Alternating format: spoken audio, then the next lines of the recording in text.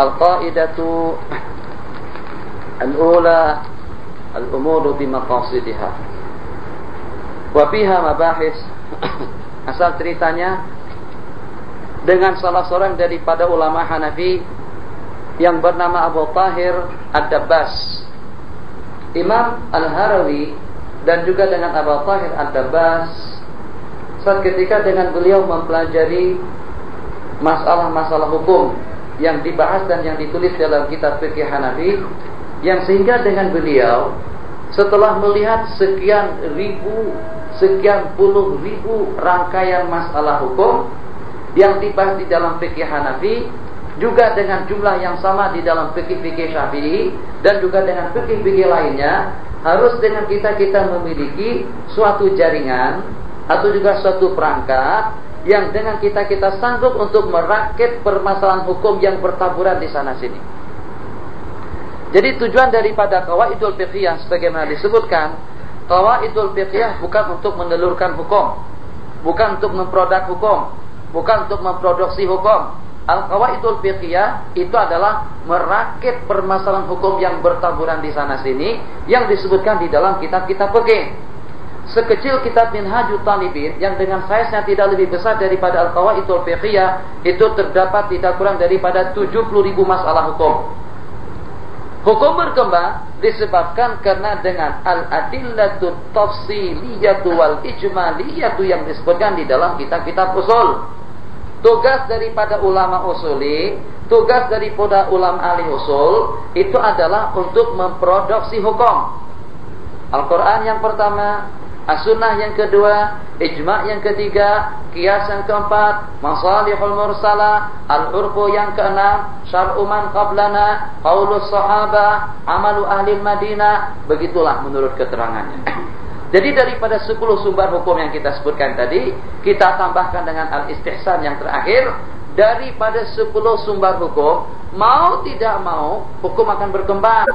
Sejumlah berapa hukum tidak terhitung banyaknya. Semakin hebat kepala kita berpikir, semakin mantap kita merenung, semakin mantap kita mencerna, semakin banyak permasalahan hukum yang kita lahirkan. Akan tetapi, adakah orang yang sanggup untuk menghafal 100.000 permasalahan hukum? Tidak ada. Jadi tujuan ulama supaya masalah-masalah yang bertaburan tadi itu boleh dirakit, boleh dihimpunkan dan dikumpulkan dalam bentuk kaidah. Menghafaz kaidah gampang, tapi menghafaz pecahan daripada masalahnya kita tidak sanggup, yang sehingga muncul kembali jenis ilmu pengetahuan yang disebut dengan al-qawaidul fiqhiyah, yang tujuannya tidak lebih daripada untuk menggabungkan, untuk menghimpunkan dan juga untuk merakit berbagai permasalahan hukum dalam bentuk al-qawaid, dalam bentuk kaidah.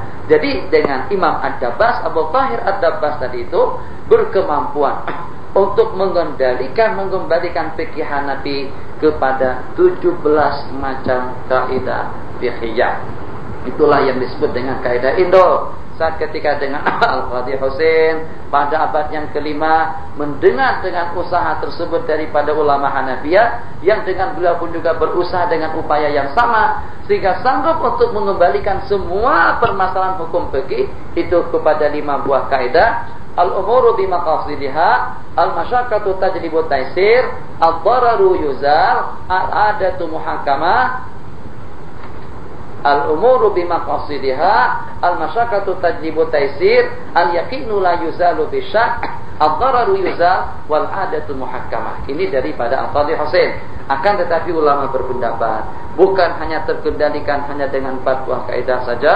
Sebab dengan permasalahan yang beraneka ragam, tidak akan mungkin masalah tersebut dapat terselesaikan hanya dengan 5 buah kaidah asaliyah. Justru dengan kalau kita ingin mengembalikan hukum dengan kaidahnya yang secara jelas, dengan kaidahnya yang secara lantang, itu dengan menggunakan kaidah-kaidah lain, justru itu terdapat 40 buah kaidah menyusul dalam pembicaraan kita nanti, yang mudah-mudahan kalaulah dengan kita tidak habis dalam 20 hari, kurang lebih 20 hari pertemuan kita dengan kitab Al-Qawaidul Fiqhiyah pada tiap petang, kalaulah tidak habis, kita juga akan menggunakan kaidah ma la yudraku kulluhu la yudraku jalla. yang tak boleh terjangkau sampai habis, tidak berarti dengan kita tidak mengkajinya sama sekali.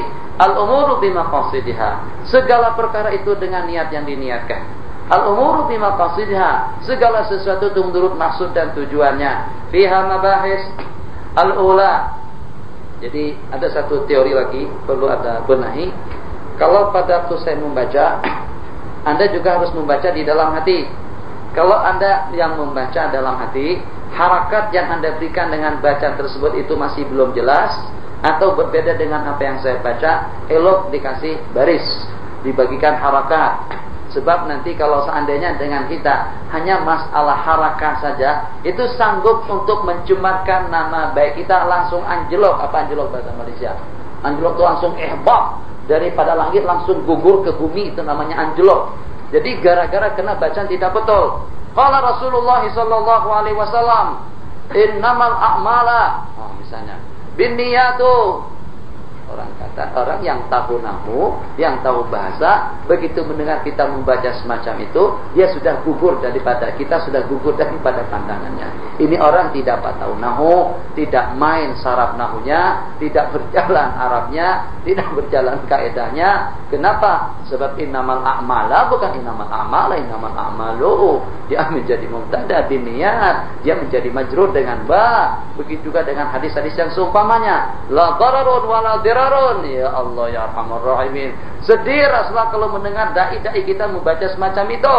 Kalau Anda mendengar yang sudah mendapatkan gelar yang panjang sekali, tak dapat gelaran datu dari mana, mendapatkan gelaran PhD dari mana, tapi nahunya tidak jalan, nahunya tidak betul, bacanya tidak tepat, padahal dia sudah mempunyai PhD, sudah mendapatkan titel PhD, dikenal sebagai salah seorang profesor di mana, tapi membaca hadis saja tidak betul, apalagi membaca kitab gundul. Ini namanya kitab gundul, tak ada harakat. Kita bagi harakat bebas, mau ke atas, mau ke bawah, mau ke sana, mau kemari, tapi itu akan melambangkan keintelektualan kita, keilmuan kita, kemantapan kita dalam bahasa Arab. Jadi di antara daripada yang disarankan oleh syuyukhuna al-mutaqaddimun, kalau bacaan kita berbeda dengan bacaan yang membaca, elok dengan kita bagikan harakat, supaya pada waktu kita membaca nanti kita tidak tersalah, khususnya dengan hadis-hadis Rasulullah sallallahu alaihi wasallam. Al-aslu fi hadhil qaidati, sebagai landasan hukum dengan kaidah kita yang pertama, innamal a'malu binniyat, itu adalah beberapa buah hadis. Di antara lain hadis Rasulullah yang berbunyi, la amala liman la niyatalah, tidak ada amal bagi seseorang yang tidak ada niat sebelumnya. Tidak ada amal yang sempurna, tidak ada amal yang berarti, tidak ada amal yang diberi pahala kalau tidak disertai dengan niat. Niyatul mu'min khairun min amalihi, niat daripada seorang mukmin itu lebih baik daripada amal perbuatannya. Niyatul mukmin kita, khairun min amalihi munafik, khairun min amalihi hi kafir, khairun min amalihi mungkin kita sendiri. Nah, ini macam mana? Jadi ala kulli hal tak apalah, perlahan-lahan, khatwa-khatwa, dengan kita mengamati maksud daripada pembicaraan yang disebutkan di dalam hadis. Niat seorang mukmin itu lebih baik daripada perbuatannya. Niat itu adalah si mukmin itu sendiri. Kembalinya dhamir kepada mukmin. Satu penafsiran. Penafsiran yang kedua, niyatul mukmini khairun min amalihi, niat seorang mukmin itu lebih elok daripada perbuatan seorang kafir. Si mukmin hanya setakat dengan niat, si kafir dengan amal perbuatannya. Niat kita lebih afdal daripada perbuatan seorang kafir. Asbab wurudil hadis, supaya kita boleh memahami hadis secara sempurna, secara tepat, beli kitab yang dikarang oleh salah seorang ulama hadis. Nama kitab itu adalah Asbab Wurud Ahadits Rasulullah sallallahu alaihi wasallam, yang statusnya tidak jauh berbeda dengan Asbabun Nuzul, dengan ayat-ayat suci Al-Qur'anul Karim. Jadi asbab wurudnya, saat ketika dengan Sayyidina Utsman bercadar akan membeli sebuah telaga yang dengan airnya akan diwakafkan untuk kepentingan orang Islam. Ternyata pada waktu itu sebelum telaga tadi itu dibeli oleh Sayyidina Utsman, beliau telah didahului oleh seorang Yahudi membeli telaga tersebut. dan diberikan, diperuntukkan akhirnya untuk kepentingan bersama. Jadi Nabi kita bersabda mengomentari niyatul mukmin yang diniatkan oleh Utsman ibnu Affan untuk mendermakan air telaga tadi itu khairun min amalihi, lebih baik daripada perbuatan si Yahudi atau si kafir yang mendermakan air itu. Artinya niat yang kita niatkan sebagai seorang mukmin lebih afdal daripada perbuatan yang dilakukan oleh orang kafir. Yang kedua, niatul mukmin khairun min amalihi, niat seorang mukmin itu lebih afdal daripada amal perbuatannya itu dengan hati. Kalau waktu kita beribadah, ibadah kita dengan mulut, ibadah kita dengan tangan, ibadah kita dengan kepala, ibadah kita dengan mata, ibadah kita dengan kaki, ibadah kita dengan perut, ibadah kita dengan tangan, ibadah kita dengan telinga. Ada ibadah dengan telinga? Ayo, macam mana ibadah kita dengan? Saya itu cakap kadang-kadang bukan sembarangan. Tapi apakah betul? Cobalah tanya. Ada ibadah dengan telinga? Macam mana? Ada mendengar Quran dengan telinga, mendengar ilmu dengan telinga, ibadah dengan mata, melihat, ibadah dengan tangan, takbir, ibadah dengan kaki, melangkah, ibadah dengan hati, merenung, ikhlas, tawadhu. Itu semuanya ibadah kita dengan anggota. Jadi kalau pada waktu kita beribadah dengan anggota tubuh kita, kadang-kadang riya, kadang-kadang sum'ah, kadang-kadang ujub, kadang-kadang angkuh, kadang-kadang ego, keegoisan kita yang menyebabkan amal ibadah kita menjadi lenyap. Kita merasa kitalah yang hebat, kitalah yang perlu untuk diraikan, kitalah yang perlu untuk dihormati. Itu yang menyebabkan lontornya amal kebajikan kita. Sementara kalau dengan ibadah kita itu berupa tafakur, berupa niat di dalam hati, rencana yang positif, rencana yang baik, tidak ada sesuatu apapun yang sanggup untuk menodainya. Jadi dengan gambaran seperti itu, niat di dalam hati lebih baik daripada amal daripada anggota. Amal daripada anggota mungkin dia, tapi niat di dalam hati tidak ada yang mengetahui. Qala Rasulullah sallallahu alaihi wasallam, innaka lam tunfiqa nafaqatan tabtaghi biha wajhallah illa ujirta biha. Sesungguhnya dengan engkau ya Sa'd bin Abi Waqqas tidak akan menafkahkan suatu biaya dan perongkosan dengan tujuan untuk mendapatkan ridha Allah, melainkan Allah akan memberikan balasan ke atasmu hatta ma taj'alu fi imra'atik. Fi yang pertama huruf jar, fi yang kedua itu adalah artinya mulut.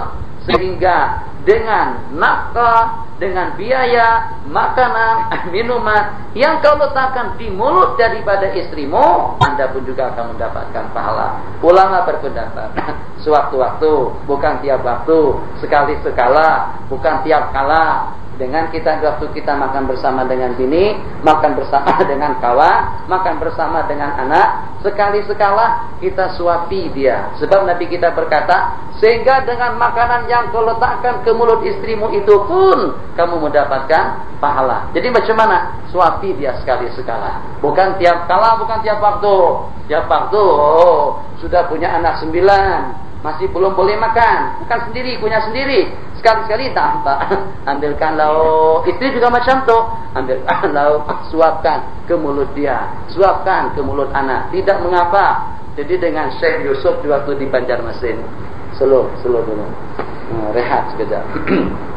Aku di Banjarmasin, saya sebagai mutarjim. Saya sambut beliau di Banjarmasin. Sebelum pergi ke kampung saya Amuntai atau ke daerah Amuntai, yang dengan beliau mengadakan beberapa ceramah, yang pada waktu itu saya sebagai mutarjimnya selesai ceramah, terus dengan kita dijemput makan. Padahal kita akan ada majelis pada pukul 9. Majelis itu sudah berlangsung sejak daripada pukul 8, lebih kurang 1 jam. Diajak makan juga. Jadi kata Syekh Yusuf, di tempat kamu di Malaysia dengan Indonesia ada itu tidak jauh berbeda.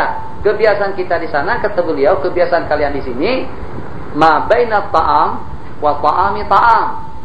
Antara makanan dengan makanan, ada lagi makanan di pertengahannya. Maksudnya kalau kita datang ke rumah sini makan, nanti ke situ makan lagi, ke sana makan lagi, baru makan lagi. Hidup hanya untuk makan. Itu kata beliau, ma baina ta'amaini ta'am. Antara dua makan itu ada lagi makanan. Jadi pada waktu itu Tuan Syekh, makanan sudah dihidangkan, lauk segala-galanya lengkap dan cukup. Oke, masya Allah, natabarak atau na'khudul barakah. Jadi pada waktu itu tujuan kita tidak lebih daripada tabarruk. Pada waktu itu kita makan. Masya Allah, tabarakallah. Masyarakat di sana memang lain. Jadi kadang-kadang dengan mereka di sana, khususnya kalau mendengar ini daripada habaib, ini daripada keluarga Rasulullah, itu justru semakin diminati. Insyaallah kalau pergi Indonesia itu nggak mancung dikit, perawakan agak tinggi, ngaku saja habaib, insyaallah akan laris.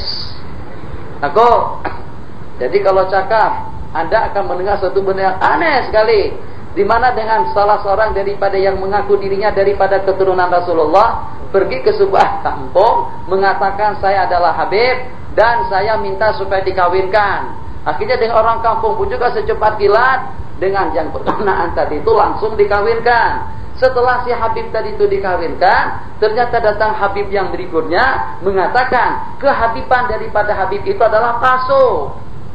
Ya akhirnya dia katakan akad nikahnya itu tak betul dan akad nikahnya wajib dipasang dan dengan wanita tersebut harus diserahkan kepada aku, Habib yang asli, Habib yang original. Allah. Ini keadaan Indonesia, tapi tidak semuanya yang mendewa dengan habaib. Memang kita dituntut. Pesan daripada Al-Quran, pesan dari Rasulullah, taraktu fikum ma in tamassaktum lan tadillu abada. Kitab Allah yang pertama, wa ahla baiti, dan keluargaku yang kedua, wa atidal qurba. Jadi dengan kerabat daripada Rasulullah, keluarga Nabi daripada Sayyidina Hasan dan Husain, memang kita diwajibkan untuk kita meraihkan, menghormati dan memuliakan mereka. Akan tetapi dengan keadaan tersebut diambil kesempatan dan disalahgunakan oleh du'afaul iman, oleh mereka-mereka yang lemah imannya, yang sehingga ramai di kalangan yang mancung hidungnya, yang tak mancung pun mengaku dirinya daripada keturunan habaib, sebab terlalu dihormati dan juga dimuliakan. Mau kawin senang, nyari duit senang, jabatan senang, menipu senang, semuanya senang. Itu yang menggiurkan, bukan itu yang kita maksudkan.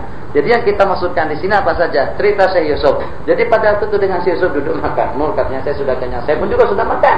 Kita sudah makan. Jadi dengan buah-buahan, buah anggur yang ada di situ, itu dengan wanita-wanita yang menunggu di luar. Ada yang bawa anak, mau minta air jampi. Ada yang minta doakan. Ada yang minta sentuhkan kepalanya. Ada yang minta diberkati. Saya pernah menghadapi air, diletakkan di hadapan saya, rasanya tidak kurang daripada 3-40 botol. Tak ada bedanya di Malaysia dengan Indonesia. Atau di Malaysia pun kalau dibuka bab yang semacam itu, ya Allah ya Arhamar Rahimin, 5-60 botol air di hadapan. Mau berapa kali tiup? Habis angin dari mulut, tiup kalau satu persatu tak boleh. Jadi dengan Syekh Zakaria di Alur Janggos, kalau dengan beliau ada orang minta jadikan air yang sebanyak gitu, beliau tiup sekali saja. Macam itu. InsyaAllah lah sampai hajat kabul dengan hasrat dan keinginannya masing-masing. Kesimpulannya apa saja? Jadi dengan si Yusuf, buah kurma, buah anggur yang banyak di hadapan beliau tadi itu, dengan saya di samping juga dengan beberapa kawan-kawan, beliau ambil, beliau suapkan kepada saya satu, suapkan kepada yang di samping satu, suapkan kepada yang berdekatan dengan beliau berikutnya. Akhirnya yang di muka itu semuanya minta suapi juga. Allahu Akbar. Ini kalau dibawa sudah berapa ratus. Akhirnya ambil satu, beliau lemparkan buah anggur satu, masuk ke dalam itu. Insyaallah sampai habis. Yang jadi problem memancing suasana dan keadaan. Ramai yang membawa anak juga minta suapan seperti itu daripada beliau. Apalagi beliau daripada keturunan Rasulullah. Beliau adalah Al-Hasani. Beliau daripada keturunan Sayyidina Hasan, yang sebagaimana dahulu pernah kita riwayatkan di sini. Kalau kawan-kawan senior masih ingat, kita pernah meriwayatkan hadis musalsal bitalqin, dengan menyuapkan buah kurma kepada seseorang. Jadi yang seperti itu patutlah kita lakukan. Sekali-sekala suapi bini kita dengan nasi yang sudah kita kautkan. Mungkin itu dengan kuah, mungkin itu dengan delima, mungkin itu dengan kacang, mungkin itu dengan nasi, mungkin itu dengan roti canai, mungkin itu dengan full dan takmiyah, mungkin itu dengan sendues yang besar. Oh, Masya Allah, sampai tak boleh menyuap dia. Senduesnya besar sekali. Qala walakin jihadun wa niyyatun. Sudah tidak ada lagi hijrah ke tanah suci Madinah, sebab dengan tanah suci Mekah sudah dikuasai oleh kaum muslimun dan Madinah sudah merupakan negara Islam. Nabi kita bersabda, tidak ada lagi hijrah, la hijrata ba'dal fathi walakin jihadun wa niyyah. Akan tetapi yang masih kekal itu adalah jihad dan niat. Qala Rasulullah sallallahu alaihi wasallam, rubba qatilin, mungkin saja dengan seseorang yang terbunuh bainas saffaini, antara saf kafir, antara saf orang Islam dengan saf orang kafir. Allahu a'lamu biniyatihi, Allah lah yang maha mengetahui dengan niat yang diniatkannya. Yab'atsullahu yub'atsun nasu ala qadri niyatihim. Masing-masing daripada manusia itu akan dibangkit Allah dengan niatnya masing-masing. Asbab wurudul hadis. Saat ketika nanti di akhir zaman, manusia akan ditenggelamkan Allah ke dalam perut bumi. Jadi dengan tentara yang berada di Baydah, yang bercadang akan menghancurkan Al-Ka'batul Musyarrafah di akhir zaman, itu akan ditelan oleh bumi, bukan gempa bumi, ditelan oleh bumi. Jadi pada waktu itu, dengan Sayyidatuna Aisyah minta keterangan daripada Rasulullah sallallahu alaihi wasallam, anahlik wa bina salihun, apakah dengan kita akan dibinasakan Allah sedangkan terdapat sejumlah sekian saleh hidup bersama kita? Jadi Nabi kita bersabda, qala na'am idza katural khabasu. Iya, memang kalau dengan kemaksiatan sudah merajalela. Kemudian nanti pada hari kiamat, yub'atsun nasu ala qadri niyatihim, yang saleh akan dibangkit Allah dengan kesalehannya atau dengan kesalahannya, yang fasik akan dibangkit Allah dengan kefasidan dan juga dengan kerusakannya. Begitulah seterusnya. Yang membedakan antara satu sama lain itu adalah dengan niat yang terukir, yang tersembunyi di dalam jiwa raga mereka masing-masing. Dengan perantaraan niat, Allah memasukkan dengan sepucuk anak panah, yadkhulu innallaha yudkhilu bisahmil wahidi salasatan al-jannata. Sesungguhnya Allah akan memasukkan dengan satu pucuk anak panah 3 orang ke dalam surga. Yang memanahkannya akan masuk surga, yang membuat anak panahnya akan masuk surga, yang memberikannya pun juga akan masuk surga. Qala wafihi wasani'uhu, dan juga dengan yang membuatnya, yahtasibu bisin atihil ajra, yang mengharapkan balasan pahala di waktu dia membuatnya. Jadi kalau seandainya dengan kita mengamati dengan hadis-hadis yang kita riwayatkan tadi, peranan niat dalam kehidupan kita sehari-hari, kita akan meletakkan niat sebelum kita kemari. Kita akan tanamkan niat sebelum kita datang. Kita akan tanamkan niat sebelum kita mengaji. Untuk kita mengaji, letih kan? Terus terang saja letih. Jadi dengan pengajian itu bukan senang, terperas pemikiran kita. Kadang-kadang untuk kita memecahkan satu permasalahan hukum itu memerlukan waktu sampai sekian jam. Karena 10 tahun yang kita harapkan hanya setakat sijil saja. Kalau hanya setakat sijil saja, sijil azhar itu hanya karton. Tahu tak? Kertasnya kertas karton. Itu tulisannya tak cantik, kertasnya tidak cantik, buatannya tidak cantik. Kita boleh buat karton sijil yang semacam itu sejumlah 1001 sijil. Kalau mau dicop dengan kaki pun juga boleh. Jadi jangan terlalu mengandalkan sijil. Laisal fata ma yaqulu ini sijilku. Laisal fata ma yaqul ini PSD ku. Laisal fata ma yaqulu ini adalah ME ku. Innal fata ma yaqulu anaza. Jadi kalau kita lihat peranan ulama-ulama kita dahulu yang tanpa sijil, justru dengan mereka yang mempengaruhi umat, dan juga justru dengan mereka yang lebih giat dan yang lebih berhikmah untuk menggerakkan suasana dan keadaan. Qala Rasulullah sallallahu alaihi wasallam, man ata firashahu barang siapa membaringkan dirinya di atas katil, di atas tempat tidurnya dengan niat wahwa yanwi ayyaquma, sedangkan dia berniat untuk bangkit di malam hari melaksanakan sembahyang tahajud, tapi dia dikalahkan oleh matanya yang tidak mau bangun sampai pagi, kutiba lahu ma nawa, akan ditulis niat yang diniatkannya. Yang walaupun tak apa, ini elok banget nih, hadisnya elok sekali dengan kita. Ini bila kita mau tidur, niat dalam hati saya mau tahajud 13 rakaat insyaallah. Atau malaikat 2 rakaat pun tak buat. Inna rahmah lebih niat. Jadi kita hujah malaikat waktu kita mau tidur, kata malaikat, tak payahlah mengangan-angan semacam tu, hang saja tidur pukul 2 pagi. Ente jangan macam-macam malaikat. Misalnya kalau kita dialog semacam itu, jelas kita tidak mengatakan seperti itu. Malaikat, agama kami menganjurkan dan menggalakkan kepada kita untuk kita memasang niat. Niatkan lebih dahulu. Masalah bangun atau tidak, itu adalah ketentuan daripada Allah. Ayyuma rajulin tazawwaja imra'atan, dan siapa saja daripada seorang laki-laki yang menikah dengan seorang wanita, fanawa, dan dia bercadang untuk tidak memberikan mas kawinnya. Kalau mau kawin tidak ada problem, berapa saja mas. Itu Pak juga dengan kita berbicara tentang hantaran dan juga tentang mas kawin.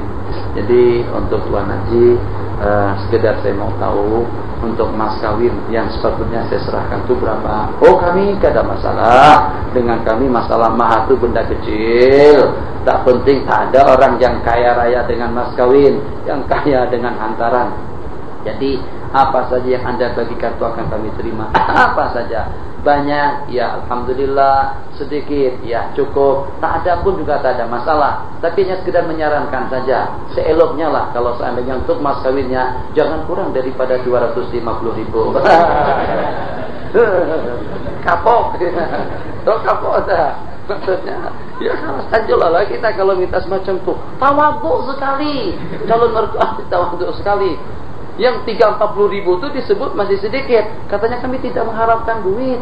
Apa artinya? Qala Rasulullah sallallahu alaihi wasallam, "Aktsaru nisa'i barakatan aisaruhunna mahra." Sebaik-baik wanita itu yang paling sedikit mas kawinnya. Sepertinya tidak mengandalkan mahar, tapi justru yang diminta betul-betul menyusahkan kita. Ini berkenaan dengan mahar. Jadi suatu teori ini haram ala kulli hal. Teorinya haram, tapi kadang-kadang kita terpaksa juga melakukan itu. Kalau terancam tidak akan jadi kawin. Saat ketika datang ke situ tanya, justru sebelum ditanya orang meminta. Jadi kata keluarga perempuan, kami minta mas kawin 30.000 ringgit. Terserah macam mana Anda membayarnya. Mau secara kredit, taksit boleh. Mau secara tunai pun juga boleh. Nah, itu kalau kita tawar, kalau kita minta 10.000 saja, mungkin permintaan kita tidak dikabulkan. Kalau ada gambaran dengan taksit, terima saja. Oke, kalau macam itu, saya setuju dengan mas kawinnya 30.000 ringgit yang akan dibayar secara berangsur-angsur, yang akan diberikan secara bertahap. Sebab mahar itu urusan bini, bukan urusan keluarganya, bukan urusan mertua kita, urusan bini kita. Nanti selepas kawin kita simbang dengan dia. Jangan ente duit banyak, buat apa? Mau kamu tuh mau duit, mau saya tuh mau duit. Kalau mau saya, nah terus terang saja saya tak ada duit. Jangan tuh kereta kancil tuh jual dulu, nanti kita beli kereta kredit. Terus secara kredit. Jadi dia pun juga, ya boleh membujuk lah, ya Mustafa bujuk lah dia, rayulah bini supaya yang 30.000 itu tak dibayar 30.000, diskon lah 50%. Kita biasa dapat potongan 40% di sini, beli kita potongan 40%. Nah juga dengan akhwat, pesan saya kepada akhwat, insyaallah pesan hanya semata-mata kerana Allah, tanpa ada kepentingan. Eloklah dengan akhwat kalau sudah mengincar seorang laki-laki, mungkin dia hafiz, mungkin dia alim, mungkin ilmunya banyak, mungkin dia orang yang cerah masa depannya di segi ilmu. Kalau memang sudah ada hasrat dengan seseorang itu, bertoleranlah dalam masalah mahar. Jadi kadang-kadang dengan mak maunya antara seisi dan sepenuh kamar atau bilik tidur, lengkap dengan segala-galanya, kemudian dengan emas dan berliannya. tak perlulah dengan permintaan semacam itu. Ya betul, tapi kan kamu Azhariyah, kamu ada CJBE, kamu tahu tak, 10 tahun kamu kuliah di masjid tempoh hari, saya hantar duit tak kurang daripada $10.000. $10.000 sekarang 60.000 ringgit, 60.000 pon. Jadi mana mungkin mas kawin kamunya setakat 200 ringgit saja mahar mitir. Tak boleh, saya tak boleh. Jadi kita harus pertahankan. Ya terserah mak lah. Jangan terserah mak. Nanti kita dikawinkan dengan orang yang tidak kita minati. Nanti kita dikawinkan dengan laki-laki yang tidak kamu cintai. Hidup dengan siapa? Biar tak ada duit tapi hati senang. Masalah duit masih boleh dicari. Jadi kadang-kadang dengan calon mertua, kalau waktu tengok calon menantu, nih di leher rantai emas, di sini gelang emas laki-laki, kemudian ada lagi sumbang di sini emas juga, kemudian dengan pipe rokok yang besar, yang kayak semacam itu, kemudian dengan Mercedes S-Class, itu bukan punya hadiah, bukan hadiah. Mercedes S-Class itu dia tak lebih daripada meminjam saja. Dia sewa satu hari Mercedes S-Class 300 ringgit. 300 ringgit kita punya. Jadi dengan calon mertua atau pak mertua begitu tengok Mercedes S-Class dengan seorang mahasiswa bekas daripada Al-Azhar, ya Allah, biru mata ya. Biru mata melihat. Tak ada masalah lagi. Masya Allah, tabarakallah. Untuk apa punya mertua? Untuk apa punya menantu? Kalau tidak pernah mengenal Allah, kalau tidak pernah mengenal masjid. Harut hadis tak tu baca. Jadi dengan si laki-laki tadi itu menikah dengan seorang wanita dengan cadangan untuk tidak mengasihkan mas kawin dia. Nabi kita katakan berzina dia dengan si wanita itu.